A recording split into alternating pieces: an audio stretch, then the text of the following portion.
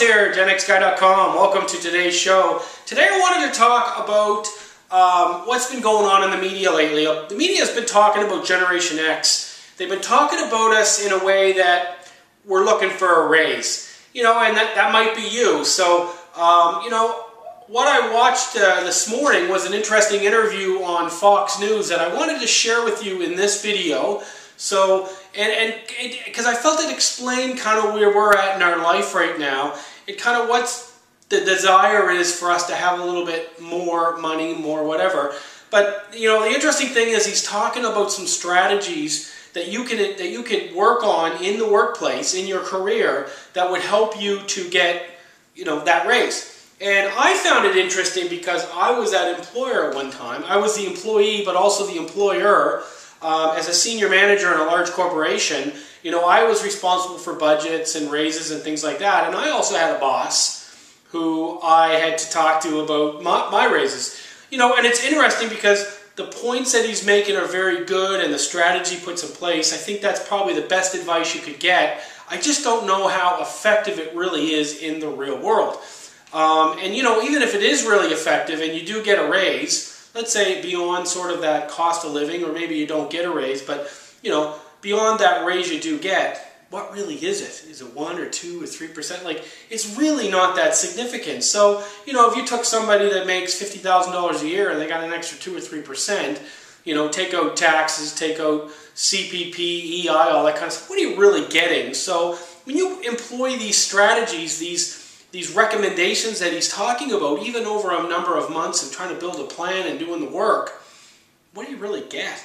So, you know, and the video ends, which they never really got into any details, they end with an alternative recommendation. So I found it very interesting, and I hope you enjoy this clip. It's about 5 minutes. And then on tomorrow's show, maybe the next couple of days, I'm going to dig into this a little bit, and I'd like to cover a few topics, share a few experiences that I've experienced over the years, talk about some specific things, and, you know, maybe inspire you a little bit, and hopefully maybe make some things effective for you in the workplace to get some raises, and also help you find some ideas and explore some avenues that maybe you could create some additional income. So either way, I hope you enjoy this clip, and I look forward to seeing you tomorrow. I hope you're having a terrific day. We'll talk to you soon. Take care. Bye-bye.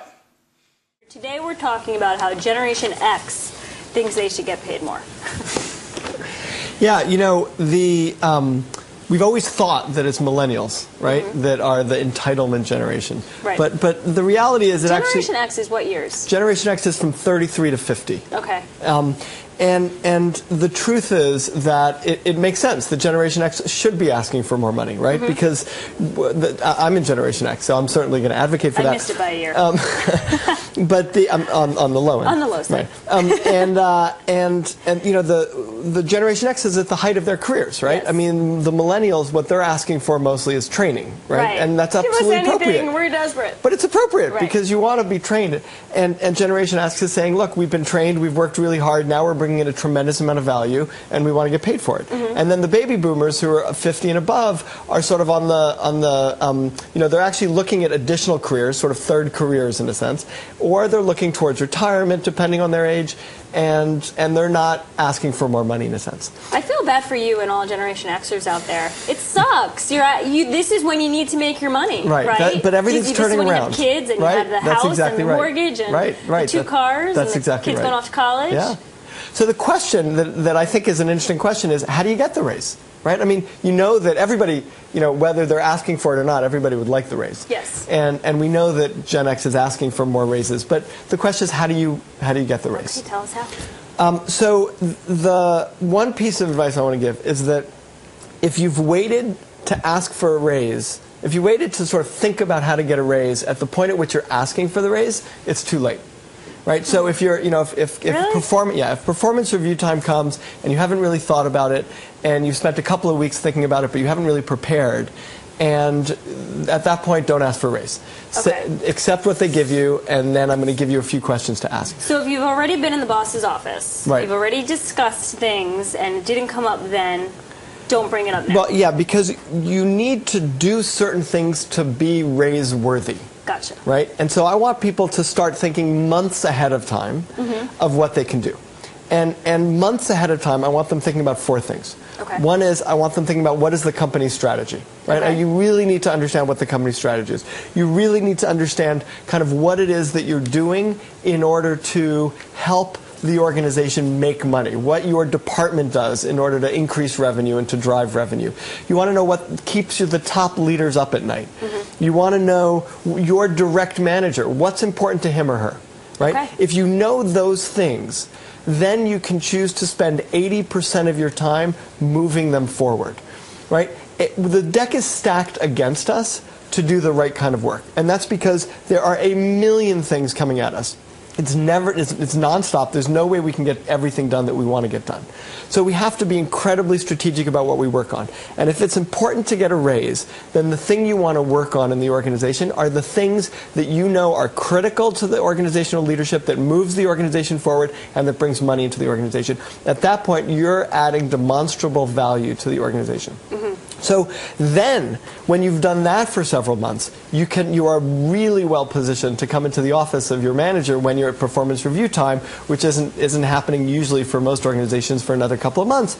Then you're really able to say, look, 80% of my time has been spent adding tremendous value. These are the 5 things that I've done that's moved our organization forward, that's kind of helped leaders sleep, that has helped increase revenue, that's helped us move forward in our strategy, and I think I deserve to be rewarded for that. And that's different from saying, I put in this 14-hour workday, and I did all of these things. That's a more strategic way of saying, you need me, and you got to pay me for everything I just need you. Working hard does not demonstrate value. Right. What demonstrates value is that you're creating results that the people who you're asking to give you the money value. I know we all need to stand up for ourselves, and sometimes no one's going to just pay you more because they like you. They like you. I mean, they like you, so that's nice. But what do you think about, because I often think about this, shouldn't it be recognizable that I deserve more? Don't they want to keep me because it's obvious I'm doing well for the company? Right. So why do I have to ask for a raise? What do you say to that? You know, I think like in an ideal world, that would be great. It's just not how the world works. So basically, companies are actually sometimes flush with cash, but they're also very, very concerned about where they're putting the cash, and everyone's still concerned about what's happening in the economy. And basically, an organization doesn't want to spend more money than they have to. Right? They don't. Makes sense. None of us want to spend more money than we have to. So they're looking to say, where can I spend my dollars in a way that's going to bring me back the greatest return? Yeah. It's like any of us who spends money. It's an investment. Giving someone a raise, giving someone a salary is an investment. Right. No, I got it. All right, I'm going to hit some of the chats. Thank you, Peter. Sure. We'll see what everyone is saying. Trevor, thanks. Great point, Lauren. Companies should value their employees and invest in them more. I agree. Don't forget to keep your resume updated in case they say no, and then you got to leave. That's a really good point. And it's a bad time to be a Gen Xer. All you can do is start your own business, and we are seeing so many people doing that. Hence the September jobs report. Let's pull